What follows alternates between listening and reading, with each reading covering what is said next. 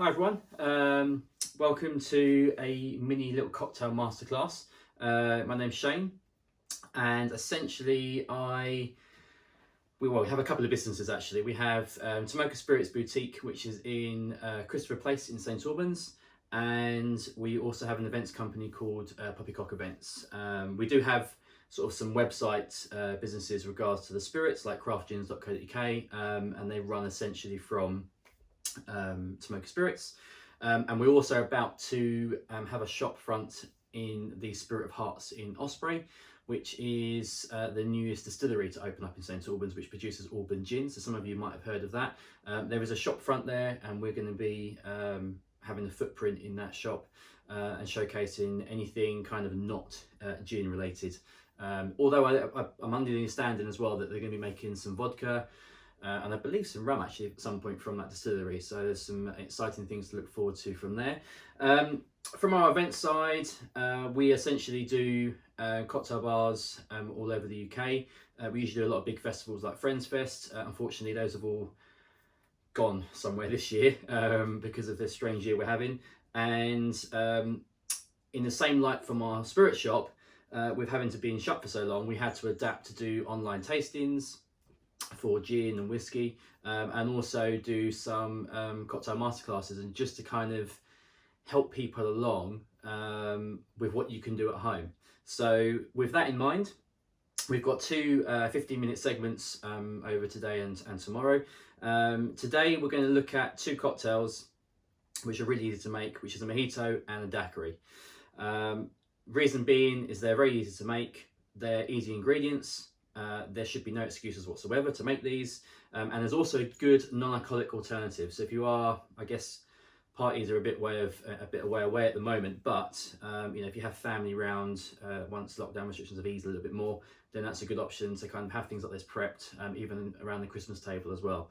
So when it comes to cocktails, there's essentially a very simple foundation that needs to be followed, and it's a balance, and then followed by your spirit or liqueur. And that makes an equal balanced cocktail. So your balance is made up of essentially anything sour, so lime, lemon, orange, anything citrus on that line, grapefruit.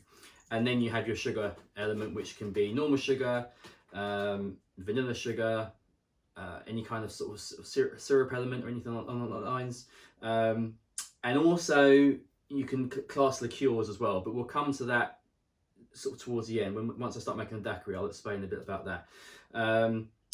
And to make that cocktail equally balanced, essentially you would have, say, equal parts, so either 25 mils of lime juice to 25 mils of sugar. Those two elements, because they're exactly the same level, they almost, if you think about them cancelling themselves each other out, they balance nice and equally. So you're not got anything that's too sour and nothing that's too sweet. In the same light, you can obviously adjust those. So if you do like things a little bit sour, you would add a bit more lime or lemon. If you wanted it a bit more sweet, again, you would add more sugar. But we are talking literally mils, literally 1 to 2 mils, because you can always add, but you can't take away. So it's always best to add a touch more, try it. And then if that's enjoyable enough for you, then you obviously leave it as it is. Then you can obviously adjust it more if not. When it comes to making sugar, so I asked them to put on the email about the elements you needed to get in. So you've got your lime, your lemon. With the sugar, it's the easiest thing to make. It's just a simple equal parts of sugar and water. So granulated sugar and water. So say I was to take, I've got a little cup here. If I was to take that much of sugar, put it into a vessel or pot, then I would take exactly the same amount of water, pour that in as well. Let that dissolve. Once it's ready, it becomes a clear liquid. That, if it's sealed, will keep, if it's kept in the fridge, it should keep about 2 weeks or so. You kind of get, the easiest way to explain it is you almost get like what looks like a cobweb growing inside. Once that starts to appear, you know, then it's almost like crystallizing. Then it's starting to go off, then you can make a new batch, but it's cheap as chips to make. When it comes to the lemon and limes, you simply just take a lime or lemon, chop it in half, juice it, and then you'll have a ready-made liquid like that. And that's your lime juice ready to go. Similarly, you can get that ready ahead of a party at home, or if you just left these halved, basically when you squeeze the juice out 2 halves, that is pretty much a 25 ml measure. So that's one way of doing it to save a bit of time. Same happens with the lemon as well. It does vary on the limes you get as to how juicy they are. If they are too juicy, sorry, they're too small, you won't get much juice out of it, in which case you will need a couple more limes as well. Now, one of the things that I've done is I've got, you know, I've got normal bar equipment like my shaker, glass and bar spoon here. However, around your house you may not have these, so I like to do things where I'm kind of just getting things together to show that you can, obviously there's no excuse from home. So you could use a protein shaker, anything that's got a lid on to shake a cocktail up. I've also got I actually got this at one point by buying a cocktail on a holiday, Bubba Gump shrimp in Miami. So I found that around the house recently and I thought, well, that will work really well. And that work as a shaker. So that's what I'll use for that. When it comes to the first one, we have, well, 2 cocktails we're doing today anyway. We've got Mojito, which is any kind of highball, taller glass. I just found this sort of jam jar jug thing, which I'm going to use. And we're going to do a Daiquiri after, which is just a martini glass. You can use a wine glass as well. That's an alternative to use. And the reason I chose these 2 is because they're essentially the same drink, apart from one ingredient, and that's mint. And then the other difference is making it, how you make it. So the Mojito has the mint and it's built in the glass. The Daiquiri doesn't have mint and it's shaken, but both very easy to do.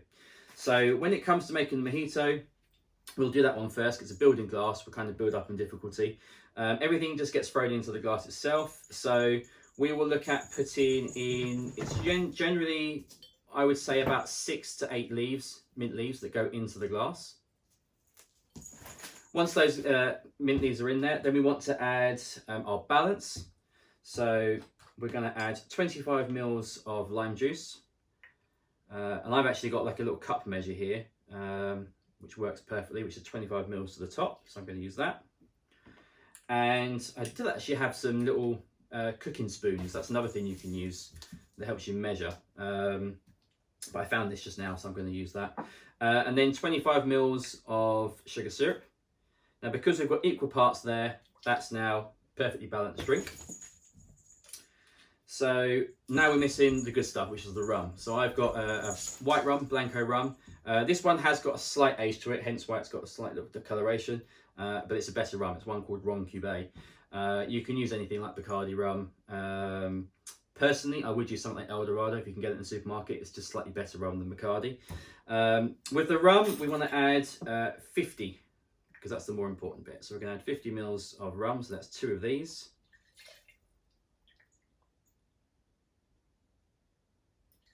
Perfect. And that is essentially it. That is your cocktail there. Nice and easy. 25 ml lime, 25 ml sugar, 50 rum, and some mint. Nothing else you need. The only thing we need now to finish is just the ice. What I've done, again, I haven't bought crushed ice. I took my cubed ice, I put it in a bag, used a trusty mallet, smashed it up, and got some crushed ice. Easiest thing to do.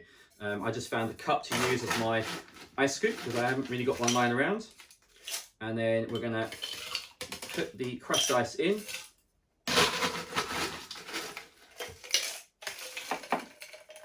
Like I said, the crushed ice hasn't got to be perfect, so it can have little big lumps in it. Does not just make a difference too much. Once we've done that, so I've got my cats running around. I don't know if you can hear them in the thing. So I've got my bar spoon here. If you want to use a knife, fork, all works just the same. I put my hand over the top, and the only reason, if I'm teaching a bartender, is that it doesn't make any mess go on the customer in front of you. And then I would just mix that up and down.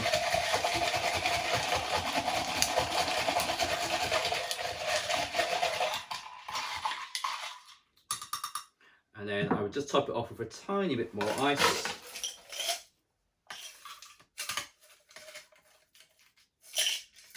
And then that is it. All I would do for a garnish on that is take the top of my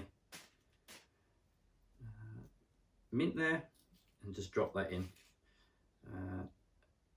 And the one thing I don't have at home at the moment is straws. So I'm just going to leave that there. Normally I'd put a straw in there as well to drink it. If not, you want to save the environment, just drink it straight from the glass.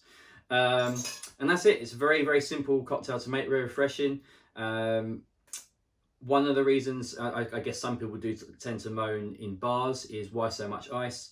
One, that's just the way the drink's been made, but also the more ice you have, the less the less time it takes for it to dilute. Or sorry, the more time it takes for it to dilute. And the reason is you're not getting too much water in your drink. You know, the more ice you've got, if it's taking longer to melt, then you're getting more of the alcohol, the juice that's in there, rather than just getting a load of water melting in and diluting the drink right down. There are some bars that used to put soda on the top. I never believe in that. You know, they call it the pimped mojito. Personally, I think it's not worth doing. It was just something that was made up along the years. The amount you're putting on top, because it's not enough to stay fizzy, it's just going to, again, go flat straight away.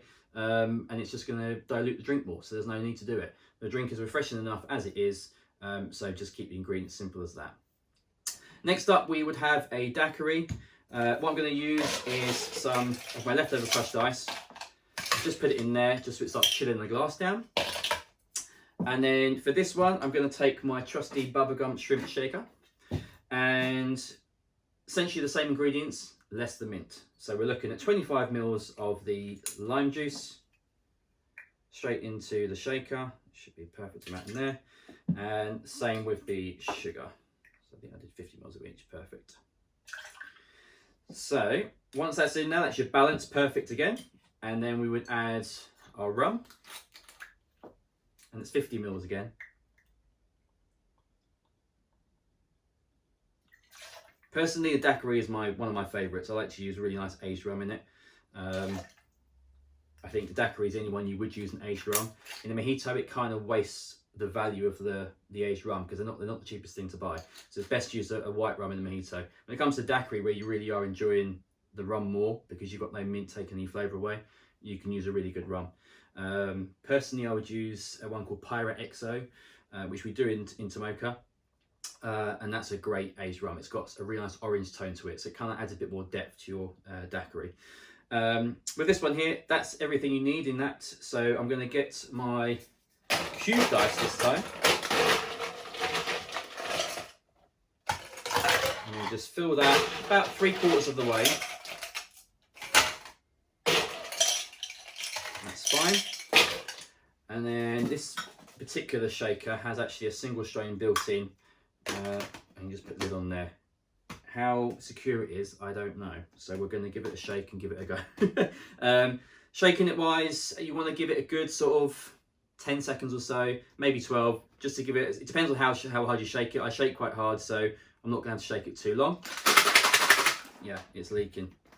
So I'm going to, this is the best thing about live. I'm going to stick it into my, in fact, I'm going to put it in my actual cocktail shaker, considering I have it here. But that is leaking, so I don't really want to have that going all over me. So I'll give that a shake.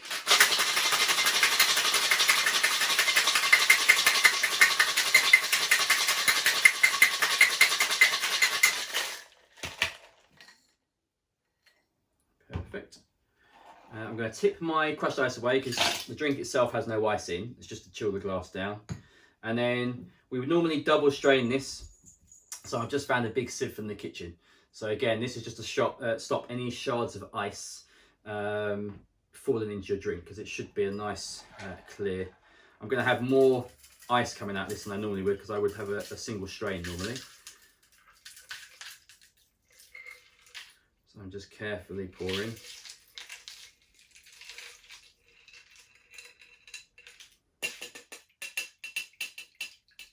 Which is quite handy, I didn't make any mess. Perfect. And that is your daiquiri. I don't ever garnish my daiquiris, and there's a lot of bars that may use like a lime peel or the dried wheels to put on the side. Personally, I think your daiquiri is just good enough as it is. In fact, I'm gonna just have some. Oh, so good, so good. And again, it's refreshing. It does go quicker, I think, when you're drinking daiquiris, because there's a bit more in the final product of mojito. You tend to make it last a little bit more. Daiquiris, I can finish those in no time at all. So that's the only danger of those. That's essentially it. Hope you enjoyed that. Very, very simple stuff to make at home. You can also adjust these.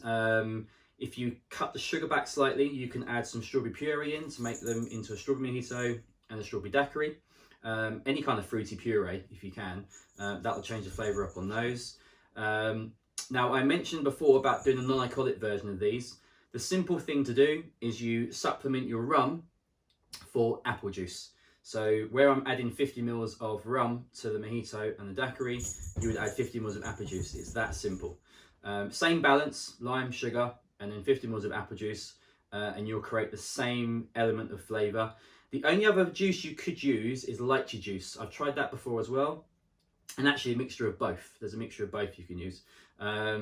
Again, works perfectly, and you'll have a really nice alternative drink that's alcohol free. So if you want to offer guests a non-alcoholic version, that's the best way to do it.